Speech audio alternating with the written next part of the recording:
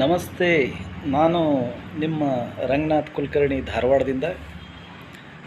ವಿಶೇಷವಾಗಿ ನಿನ್ನೆ ಭಾರತಕ್ಕೆ ಟರ್ಕರ ಆಗಮನ ವಿಚಾರವಾಗಿ ಹಲವಾರು ಪ್ರಶ್ನೆಗಳನ್ನು, ಬಹು ಆಯ್ಕೆ ಪ್ರಶ್ನೆಗಳನ್ನು GPSTR ನೇಮಕಾತಿಗಾಗಿ ನಾವು ನೋಡಿದ್ದೆವು.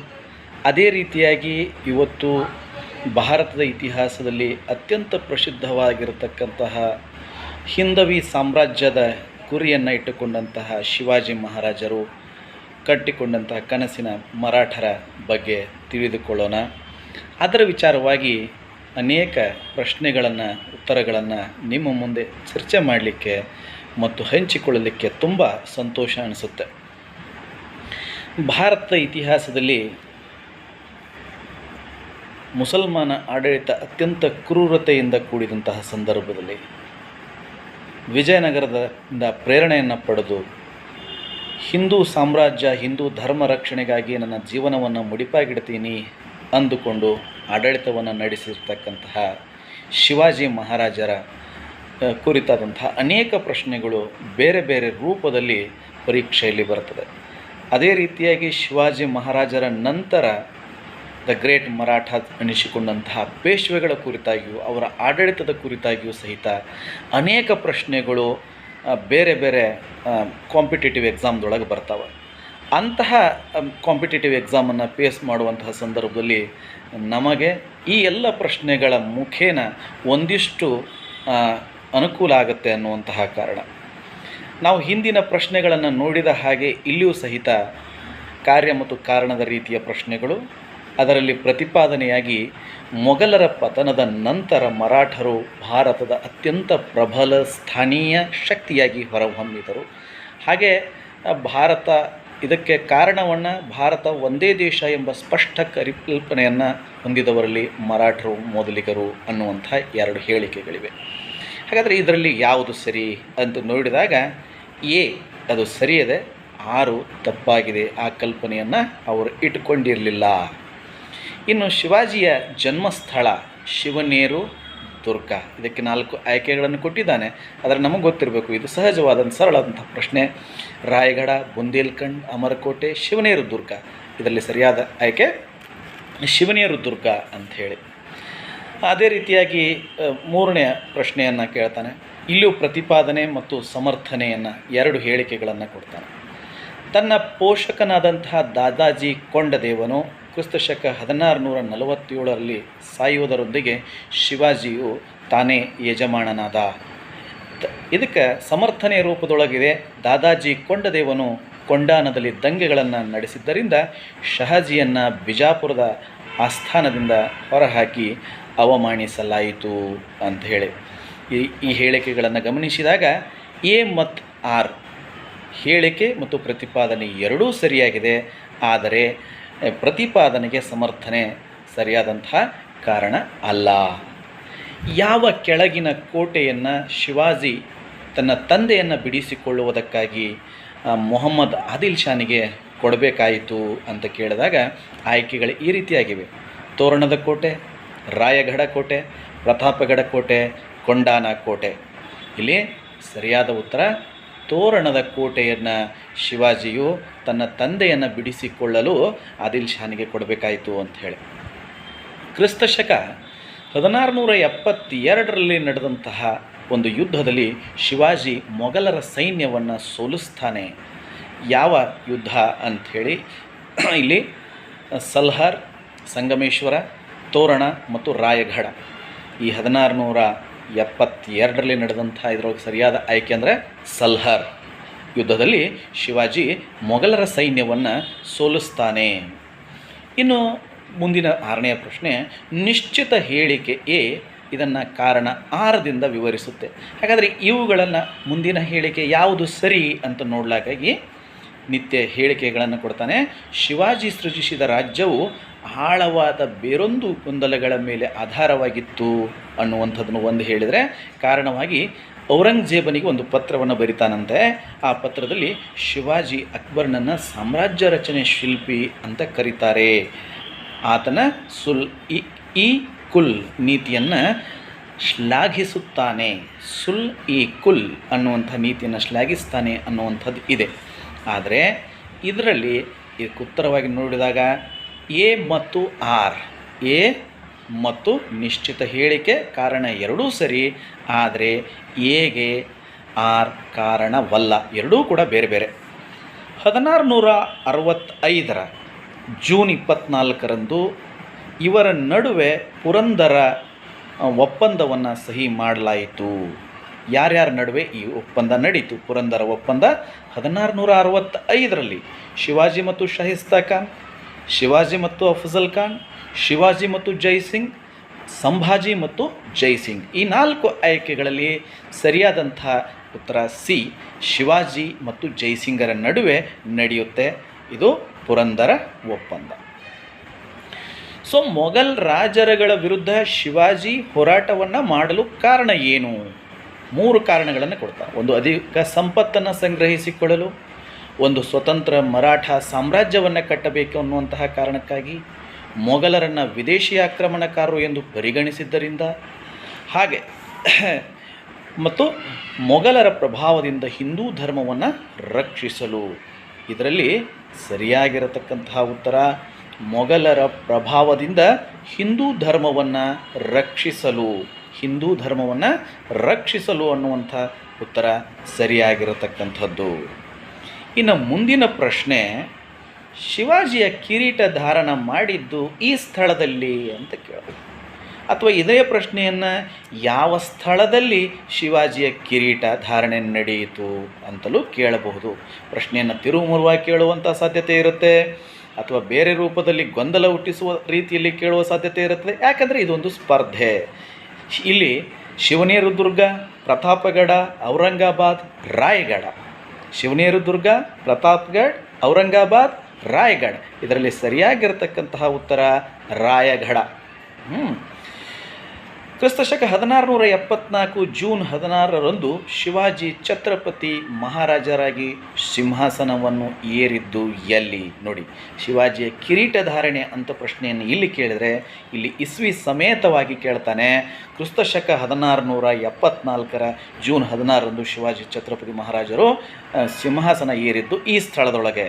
ಭಿವಾಂಡಿ, ಕಲ್ಯಾಣ್, ರಾಯಗಢ ಮತ್ತು ಪುಣೆ. ಸೊ ಇಲ್ಲಿ ರಾಯಗಢ ಸರಿಯಾಗಿರ್ತಕ್ಕಂಥ ಉತ್ತರ.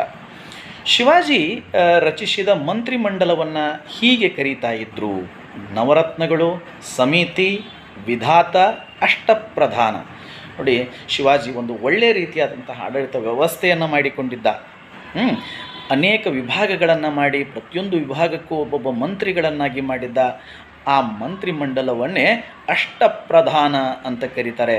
ನೆನ್ಪಿಟ್ಕೊಳ್ಳಿ, ಅಷ್ಟಪ್ರಧಾನ ಅಂಥೇಳಿ. ಹಾಗೆ ಇನ್ನೊಂದು ಪ್ರಶ್ನೆ ಇಲ್ಲಿ ನಿಮ್ಮ ಮುಂದೆ.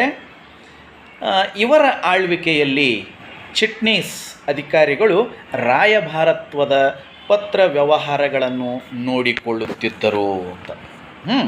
ಇವರು ರಾಯಭಾರತ್ವದ ಪತ್ರ ವ್ಯವಹಾರಗಳನ್ನು, ಚಿಟ್ನೀಸ್ ಅನ್ನುವಂಥ, ಇವತ್ತು ನಮ್ಮ ಮನೆಗಳಿಗೆ, ಅನೇಕ ಮನೆಗಳಿಗೆ ಸರ್ನೇಮ್ ಅಂತೇನು ಕರಿತೀವಿ, ಅಡ್ಡ ಹೆಸರುಗಳಂತ ಕರಿತೀವಿ, ಅವು ಅವರ ಹುದ್ದೆಗಳ ಮೇಲಿಂದ ಬಂದಿರತಕ್ಕಂಥದ್ದು. ಎಸ್ಪೆಷಲಿ ಉತ್ತರ ಕರ್ನಾಟಕದಲ್ಲಂತೂ ಈ ಮನೆಗಳ ಹೆಸರುಗಳ ಬಗ್ಗೆ ಒಂದು ಇತಿಹಾಸವೇ ಇದೆ. ಹಾಗೆ ಇಲ್ಲಿ ಚಿಟ್ನೀಸ್ ಅನ್ನುವಂಥ, ಇವತ್ತು ಅನೇಕ ಚಿಟ್ನೀಸ್ ಅನ್ನುವಂಥ ಮನೆತನದ ಹೆಸರುಗಳಿವೆ.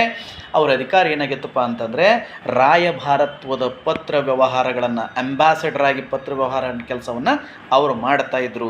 ಇದು ಯಾರ ಕಾಲದೊಳಗೆ ಅಂತ ಕೇಳಿದಾಗ ಆದಿಲ್ ಶಾಹಿಗಳು, ಕೆಳದಿ ನಾಯಕರು, ಬಹಮನಿಗಳು, ಮರಾಠರು ಅಂತ ಕೇಳಿದಾಗ ಸರಿಯಾದ ಉತ್ತರ ಮರಾಠರು. ಸರಿಯಾದ ಉತ್ತರ ಮರಾಠರು.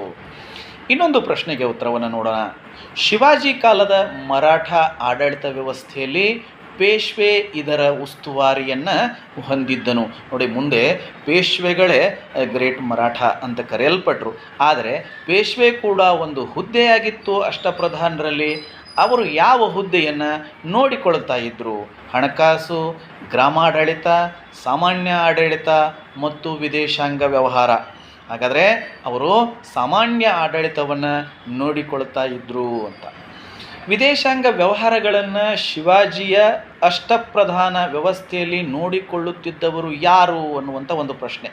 ವಿದೇಶಾಂಗ ವ್ಯವಹಾರಗಳನ್ನು ಶಿವಾಜಿಯ ಅಷ್ಟಪ್ರಧಾನರಲ್ಲಿ ಯಾರು ನೋಡ್ಕೊಳ್ತಿದ್ರು? ಪೇಶ್ವೆ ನೋಡ್ಕೊಳ್ತಿದ್ನ, ಸಚಿವ ನೋಡ್ಕೊಳ್ತಿದ್ನ, ಪಂಡಿತ್ ರಾವ್ ನೋಡ್ಕೊಳ್ತಾ ಇದ್ನ, ಸುಮಂತ ನೋಡ್ಕೊಳ್ತಾ ಇದ್ನ ಅನ್ನುವಂತಹ ಆಯ್ಕೆಯನ್ನು ಕೊಟ್ಟಾಗ ಸರಿಯಾದ ಆಯ್ಕೆ ಸುಮಂತ ಅಂಥೇಳಿ. ಸರಿಯಾದ ಆಯ್ಕೆ ಸುಮಂತ. ಇನ್ನು ಅವರ ಕಡತಗಳಲ್ಲಿ ಮೋಡಿ ಲಿಪಿಯನ್ನು ಬಳಸ್ತಾ ಇದ್ರು ಅಂತ. ಯಾರ ಕಾಲದಲ್ಲಿ ಇದನ್ನು ಸರಳವಾಗಿದ್ದಂತಹ ಪ್ರಶ್ನೆ ಇಲ್ಲಿ ನಮಗೆ ಗೊತ್ತಾಗುತ್ತೆ ಉತ್ತರ. ಕಡತಗಳಲ್ಲಿ ಫೈಲ್ಗಳನ್ನು ಮೇಂಟೈನ್ ಮಾಡುವಾಗ ಅಲ್ಲಿ ಒಂದು ಭಾಷೆಯನ್ನು ಬಳಸ್ತಾ ಇದ್ದರು ಅವರು, ಮೋಡಿ ಲಿಪಿ. ಇವತ್ತು ಕೂಡ ಅನೇಕರು ಹಿಂದಿನ ಕಾಲದ ದಾಖಲೆಗಳನ್ನು ನೋಡಿದ್ರೆ ಮೋಡಿ ಸಹಜವಾಗಿ ನಮ್ಗೆ ಓದಲಿಕ್ಕೆ ಬರೋದಿಲ್ಲ, ಆದರೆ ಮೋಡಿ ಲಿಪಿಯನ್ನು ಬಳಸ್ತಾ ಇದ್ರು ಅವರು. ಹೊಯ್ಸಳರು, ಯುಮೆರಿನ್ಸ್, ಒಡೆಯರ್, ಮರಾಠರು ಈ ಲಿಪಿಯನ್ನು ಬಳಸ್ತಾ ಇದ್ದರು. ಶಿವಾಜಿಯ ಅಷ್ಟಪ್ರಧಾನರಲ್ಲಿ ಈ ಕೆಳಗಿನ ಯಾರು ಸೇರಿಲ್ಲ ಅಂತ ಒಂದು ಪ್ರಶ್ನೆ.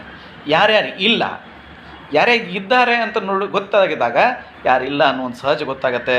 ನಾವು ಆ ಅಧ್ಯಯನವನ್ನು ಮಾಡುವಾಗ, ಆ ಪಾಠವನ್ನು ಓದುವಾಗ ಸಂಪೂರ್ಣವಾಗಿ ನಾವು ಅವುಗಳನ್ನು ನೆನಪಿಟ್ಟುಕೊಳ್ಬೇಕಾಗ್ತದೆ. ಇಲ್ಲಿ ಕೊಟ್ಟಿರುವಂತಹ ಉತ್ತರಗಳ ಆಧಾರದ ಮೇಲಿಂದ, ಆಯ್ಕೆಗಳ ಆಧಾರದ ಮೇಲಿಂದ ಸುಮಂತ, ಮುಜುಮ್ದಾರ್, ವಾಕಿಯನವೀಸ್ ಮತ್ತು ವಕೀಲ. ಸುಮಂತ, ಮುಜುಮ್ದಾರ್, ವಾಕಿಯನವೀಸ್ ಮತ್ತು ವಕೀಲ. ಇದರೊಳಗೆ ವಕೀಲ ಅನ್ನುವುದು ಅಷ್ಟಪ್ರಧಾನರಲ್ಲಿ ಸೇರಿರಲಿಲ್ಲ ಅನ್ನೋನು. ಇನ್ನೊಂದು ಪ್ರಶ್ನೆ ಶಿವಾಜಿ ಮಹಾರಾಜ ಬಗ್ಗೆ. ಚೌತ್ ಮತ್ತು ಸರ್ದೇಶ್ಮುಖ್ ಎಂಬ ತೆರಿಗೆಗಳನ್ನು ವಿಧಿಸಿದವರು ಯಾರು? ಚೌತ್ ಮತ್ತು ಸರ್ದೇಶ್ಮುಖ್. ಔರಂಗಜೇಬ್, ಟಿಪ್ಪು ಸುಲ್ತಾನ್, ಶಿವಾಜಿ, ಅಲ್ಲಾವುದ್ದೀನ್ ಖಿಲ್ಜಿ. ಸರಿಯಾಗಿರ್ತಕ್ಕಂಥ ಉತ್ತರ ಶಿವಾಜಿ. ಸರಿಯಾದಂತಹ ಉತ್ತರ ಶಿವಾಜಿ. ಚೌತ್ ಮತ್ತು ಸರ್ದೇಶ್ಮುಖ್. ಮಧ್ಯಕಾಲೀನ ಆಡಳಿತದಲ್ಲಿ ಭಾರತದ ಮರಾಠ ಆಡಳಿತ ವ್ಯವಸ್ಥೆಯಲ್ಲಿ ಭೂ ಕಂದಾಯ ಸಂಗ್ರಹದ ಜವಾಬ್ದಾರಿ ಹೊಂದಿದ್ದಂತಹ ಅಧಿಕಾರಿ ಯಾರು? ಮಧ್ಯಕಾಲೀನ ಭಾರತದ ಆಡಳಿತ ವ್ಯವಸ್ಥೆಯಲ್ಲಿ ಭೂ ಕಂದಾಯ ಸಂಗ್ರಹದ ಜವಾಬ್ದಾರಿ ಪಟೇಲ, ಕುಲಕರ್ಣಿ, ಮೀರ್ ಸದಾರ್, ತಹಸೀಲ್ದಾರ್. ಪಟೇಲ್, ಕುಲಕರ್ಣಿ, ಮೀರ್ ಸದಾರ್ ಹಾಗೂ ತಹಸೀಲ್ದಾರ್. ಇದರಲ್ಲಿ ಸರಿಯಾಗಿರತಕ್ಕಂತಹ ಉತ್ತರ ಪಟೇಲ. ಸರಿಯಾದಂತಹ ಉತ್ತರ ಪಟೇಲ. ನೋಡಿ, ಈ ಪಟೇಲ ಅನ್ನುವಂಥದ್ದು, ಕುಲಕರ್ಣಿ ಅನ್ನುವಂಥದ್ದು, ತಹಸೀಲ್ದಾರ್ ಅನ್ನುವಂಥದ್ದು ಇವತ್ತೇನಾದರೂ ಮನೆಗಳ ಹೆಸರುಗಳಿದ್ದರೆ ಆ ಮನೆ ಯಾರೋ ಒಬ್ಬ ಹಿರಿಯರು ಈ ಕಾರ್ಯವನ್ನು ಮಾಡಿದ್ದಾರೆ ಅಂತಲೇ ಅರ್ಥ. ಅದಕ್ಕೆ ನಮ್ಮ ಮನೆಗಳ ಹೆಸರುಗಳ ಬಗ್ಗೆನೂ ಕೂಡ ನಮಗೆ ಹೆಮ್ಮೆ ಇರಬೇಕು ಅನ್ನುವಂಥದ್ದು ಒಂದು ವಿಚಾರ. ಹಾಗೆ ಈ ಮರಾಠರಿಗೆ ಸಂಬಂಧಿಸಿದಂತೆ ಈ ಕೆಳಗಿನ ಹೇಳಿಕೆಗಳನ್ನು ಕೊಡ್ತಾ ಇದ್ದಾನೆ. ಅದರೊಳಗೆ ಯಾವುದು ಸರಿ ಅಲ್ಲ ಅಂತ. ಸರಿ ಇದ್ದದ್ದು ಬೇರೆ, ಸರಿ ಅಲ್ಲ ಅಂತ. ತನ್ನ ಸ್ವಂತದೊಳಗೆ ಸ್ವರಾಜ್ಯ ಶಿವಾಜಿ ಡೆಕ್ಕನ್ ಸುಲ್ತಾನರ ಮಾದರಿಯಲ್ಲಿ ನಿಯಮಿತ ಆಡಳಿತವನ್ನು ನಿರ್ಮಿಸಲಿಕ್ಕೆ ಪ್ರಯತ್ನಿಸಿದ. ಅದರೊಳಗೆ ತೆರಿಗೆ ಬಹಳ ಹಗುರವಾಗಿತ್ತು ಅನ್ನುವಂಥದ್ದು ಒಂದು ಹೇಳಿಕೆ. ಶಿವಾಜಿಯ ಮರಣವು ಅವನು ಸ್ಥಾಪಿಸಿದ ರಾಜಕೀಯದ ಕ್ಷಣಿಕ ಗ್ರಹಣವನ್ನು ಕಂಡಿತು. ಏಕೆಂದರೆ ಅವನ ಮಗ ಸಂಭಾಜಿಯನ್ನು ಔರಂಗಜೇಬ್ ಸೆರೆ ಹಿಡಿದು ಮರಣದಂಡನೆಯನ್ನು ನೀಡುತ್ತಾನೆ. ಮರಾಠರು ಚೌತ್ನ ಕಠಿಣ ಸಂಗ್ರಹದಿಂದ ತಮ್ಮ ಸಂಪನ್ಮೂಲಗಳನ್ನು ವಿಸ್ತರಿಸಿದರು ಅಂತಂದಾಗ ಇದರೊಳಗೆ ಸರಿಯಾಗಿರತಕ್ಕಂಥ ಉತ್ತರ ಅಂದರೆ ಯಾವುದು ಆ ಹೇಳಿಕೆ ಸರಿಯಾಗಿಲ್ಲ ಅನ್ನೋದಾದರೆ, ತನ್ನ ಸ್ವರಾಜ್ಯದಲ್ಲಿ ಸ್ವಂತದೊಳಗೆ ಶಿವಾಜಿ ಡೆಕ್ಕನ್ ಮಾದರಿಯಲ್ಲಿ ನಿಯಮಿತ ಆಡಳಿತವನ್ನು ನಿರ್ಮಿಸಲು ಪ್ರಯತ್ನಿಸಿದ, ಅದರೊಳಗೆ ತೆರಿಗೆ ಬಹಳ ಸರಳವಾಗಿತ್ತು ಅನ್ನುವಂಥದ್ದು ಸರಿಯಾದ ಉತ್ತರ. ಅಂದರೆ ತೆರಿಗೆ ಹೆಚ್ಚೇ ಆಗಿತ್ತು. ಇಲ್ಲಿ ಉಳಿದ ಎರಡು ಹೇಳಿಕೆಗಳು ಸರಿಯಾಗಿವೆ, ಈ ಹೇಳಿಕೆ ಸರಿಯಿಲ್ಲ. ಇನ್ನು ಮರಾಠರ ಸೈನ್ಯದಲ್ಲಿ ರಾಜನ ಅಶ್ವದಳಕ್ಕೆ ಸಂಬಂಧಿಸಿದಂತೆ ಈ ಕೆಳಗಿನ ಯಾವ ಹೆಸರಿನಿಂದ ಕರೀತಾ ಇದ್ರು?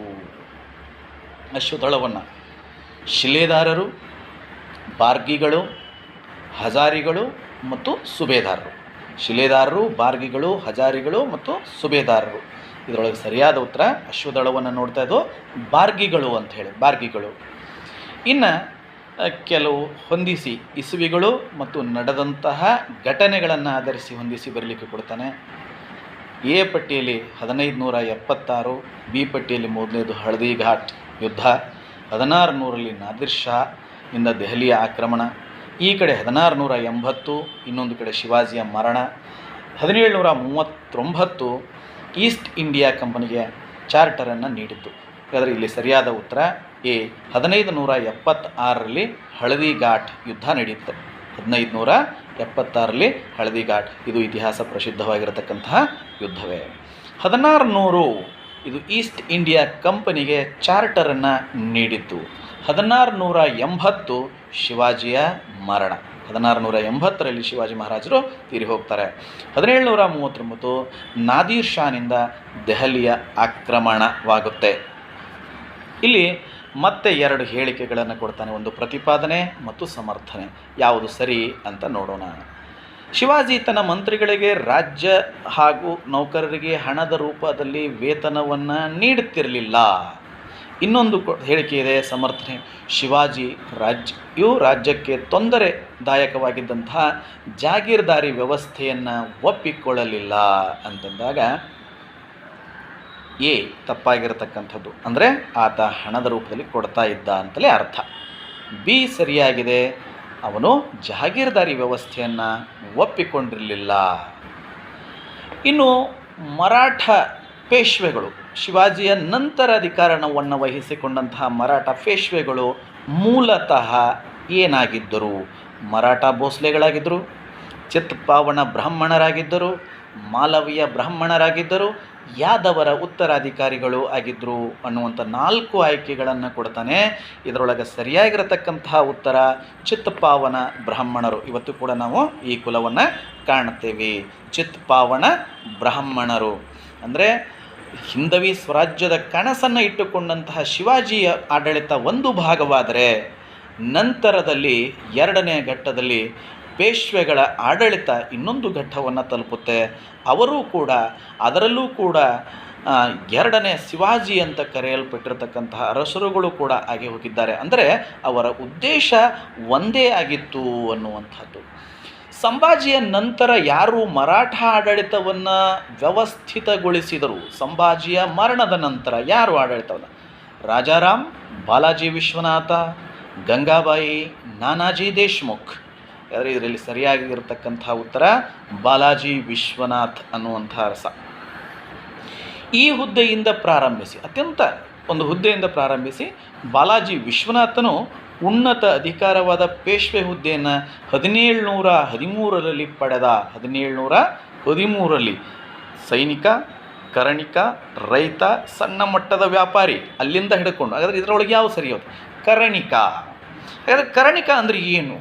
ಕಂದಾಯವನ್ನು ವಸೂಲಿ ಮಾಡತಕ್ಕಂಥ ಸ್ಥಳೀಯ ಒಬ್ಬ ಅಧಿಕಾರಿ, ಕುಲಕರ್ಣಿ ಅಂತ ಹೇಳ್ತೀವಲ್ಲ, ಆ ಮಟ್ಟದಿಂದ ಬೆಳೆದು ಒಬ್ಬ ರಾಜನಾಗಿ ಬಾಲಾಜಿ ವಿಶ್ವನಾಥ್ ಅಧಿಕಾರವನ್ನು ಪಡಿತಾನೆ.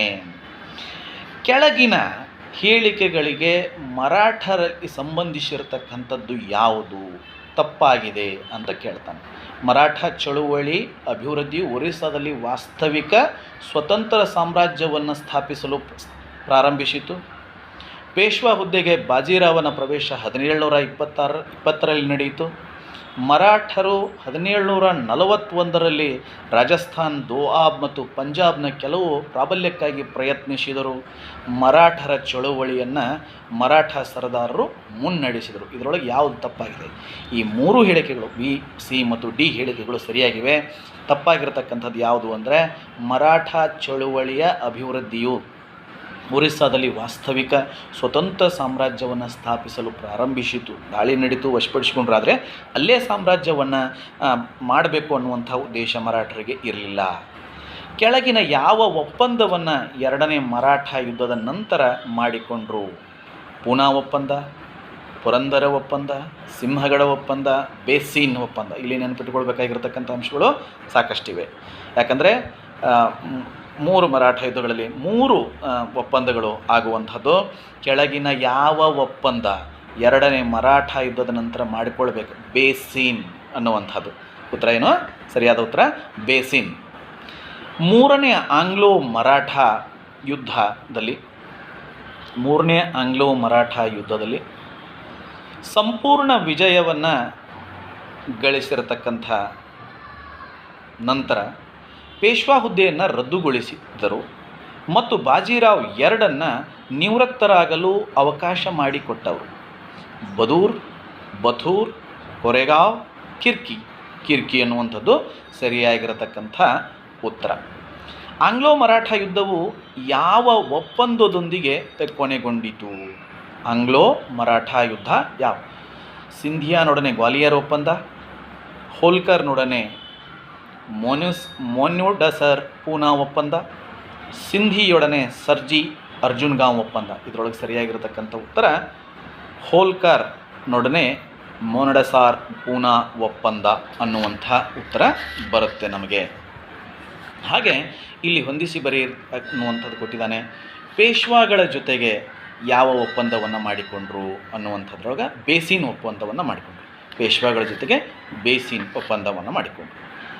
ಹೋಲ್ಕರ್ನ ಜೊತೆ ಮಾಡಿಕೊಂಡಂತಹ ಒಪ್ಪಂದ ಹೆಸರು ರಾಜ್ಘಾಟ್ ಒಪ್ಪಂದ. ಹೋಲ್ಕರ್ನ ಜೊತೆ ರಾಜ್ಘಾಟ್. ಭೋಸ್ಲೆಯ ಜೊತೆಗೆ ದೇವ್ಗಾಂವ್ ಒಪ್ಪಂದವನ್ನು ಮಾಡಿಕೊಂಡ್ರು. ಭೋಸ್ಲೆಯ ಜೊತೆಗೆ ದೇವ್ಗಾಂವ್. ಸಿಂಧಿಯಾ ಜೊತೆಗೆ ಸುರ್ಜಿ ಅರ್ಜುನ್ಗಾಂವ್. ನೋಡಿ, ಪೇಶ್ವಾ, ಹೋಲ್ಕರ್, ಭೋಸ್ಲೆ, ಸಿಂಧಿಯಾ ಇವೆಲ್ಲವೂ ಮರಾಠ ಇತರೆ ರಾಜಮನೆತನಗಳು ಅನ್ನುವಂಥದ್ದು. ಅಲ್ಲೂ ಕೂಡ ಸಮರ್ಥವಾದ ಆಡಳಿತಗಾರರನ್ನು ನಾವು ಕಾಣುತ್ತೇವೆ. ಅದರ ಪ್ರಮುಖವಾಗಿರ್ತಕ್ಕಂಥ ಪ್ರಶ್ನೆಗಳನ್ನು ಈ ರೀತಿಯಾಗಿ ನೋಡಲಿಕ್ಕಿದೆ. ಈ ಮುಂದಿನವುಗಳಲ್ಲಿ ಸರಿಯಾಗಿರತಕ್ಕಂತಹ ಜೋಡಿ ಯಾವುವು ಅಂತ ಉತ್ತರ ಇದೆ. 1767ರಿಂದ 69ರವರೆಗೆ ಪ್ರಥಮ ಆಂಗ್ಲೋ ಮರಾಠ ಯುದ್ಧ, 1767ರಿಂದ 69, 1790ರಿಂದ 92 ತೃತೀಯ ಆಂಗ್ಲೋ ಮೈಸೂರು ಯುದ್ಧ, 1824ರಿಂದ 26 ಪ್ರಥಮ ಆಂಗ್ಲೋ ಬರ್ಮಾ ಯುದ್ಧ, 1845ರಿಂದ 46 ದ್ವಿತೀಯ ಸಿಖ್ ಯುದ್ಧ. ಇದರಲ್ಲಿ ಸರಿಯಾಗಿರತಕ್ಕಂಥ ಉತ್ತರ ಬಿ ಮತ್ತು ಸಿ ಅಂತ ಹೇಳ್ತಾರೆ. 1824 90ರಿಂದ 92, 1790ರಿಂದ 92 ತೃತೀಯ ಮೈಸೂರು ಯುದ್ಧ. ಹಾಗೆ 1824ರಿಂದ 26 ಪ್ರಥಮ ಆಂಗ್ಲೋ ಬರ್ಮಾ ಯುದ್ಧ. ಇನ್ನೊಂದು ಪ್ರಶ್ನೆಗೆ ಉತ್ತರ. ಪ್ರಶ್ನೆ ಇದೆ, ಮೂರನೇ ಪಾಣಿಪತ್ ಯುದ್ಧ ನಡೆದದ್ದು 1526, 1857, 1761, 1757. ಸರಿಯಾಗಿರತಕ್ಕಂಥ ಉತ್ತರ 1761. ಮೂರನೆಯ ಪಾಣಿಪತ್ ಯುದ್ಧ ನಡೆದದ್ದು 1761ರಲ್ಲಿ. ಹಾಗೆ ಭಾರತದ ಮೇಲೆ ದಾಳಿ ಮಾಡಿದ ಮೂರನೇ ಪಾಣಿಪತ್ ಕದನದಲ್ಲಿ ಹೋರಾಡಲು ಅಹಮ್ಮದ್ ಶಾ ಅಬ್ದಾಲಿಗೆ ತತ್ಕ್ಷಣದ ಕಾರಣ ಏನಾಗಿತ್ತು? ಯಾವ ಕಾರಣದಿಂದ ಅವನು ದಾಳಿ ಮಾಡಲಿಕ್ಕೆ ಕಾರಣ ಆಯಿತು ಅಂತ ನೋಡಿದಾಗ, ದೆಹಲಿ ಸರಹದ್ದಿನವರೆಗೆ ಪಂಜಾಬಿನ ಎಲ್ಲ ಫಲವತ್ತಾದ ಪ್ರದೇಶಗಳನ್ನು ತನ್ನ ಸಾಮ್ರಾಜ್ಯಕ್ಕೆ ತೀರಿಸಿಕೊಳ್ಳಲಿಕ್ಕೆ ಕಾರಣದಿಂದಾಗಿ, ಚಾರ್ ಮಹಲ್ ಅಂದರೆ ಗುಜರಾತ್, ಔರಂಗಾಬಾದ್, ಸಿಯಾಲ್ಕೋಟ್, ಪ್ರಸೂರ್ ಈ ಕಂದಾಯಗಳನ್ನು ಪಾವತಿಸಿದ್ದ ಮೊಘಲ್ ಆಡಳಿತವನ್ನು ಆತ ಶಿಕ್ಷಿಸಲಿಕ್ಕೆ, ಹತಾಶೆಗೊಂಡದ್ದ ಪಂಜಾಬ್ ಗವರ್ನರ್ ಅದಿನಾ ಬೇಗ್ ಖಾನನ್ನು ದಾಳಿಗೆ ಆಹ್ವಾನಿಸಿದ್ದು, ಲಾಹೋರ್ನಲ್ಲಿದ್ದ ಆತನ ವೈಸ್ರಾಯ್ ತೈಮೂರ್ ಶಾನ್ನ ಮರಾಠರು ಉಚ್ಚಾಟಿಸಿದ್ದು. ಹಾಗಾದರೆ ಸರಿಯಾದ ಉತ್ತರ ಲಾಹೋರ್ನಲ್ಲಿದ್ದ ಆತನ ವೈಸ್ರಾಯ್ ತೈಮೂರ್ ಶಾನನ್ನು ಮರಾಠರು ಉಚ್ಚಾಟಿಸಿದ್ದೇ ಪ್ರಮುಖ ಕಾರಣವಾಯಿತು. ಮೂರನೇ ಪಾಣಿಪತ್ ಯುದ್ಧದಲ್ಲಿ ಮರಾಠರನ್ನು ಸೋಲಿಸಿರ್ತಕ್ಕಂಥವ್ರು ಯಾರು? ಮೊಘಲರು, ರೋಹಿಲ್ಲರು, ಬ್ರಿಟಿಷರು, ಅಫ್ಘಾನರು.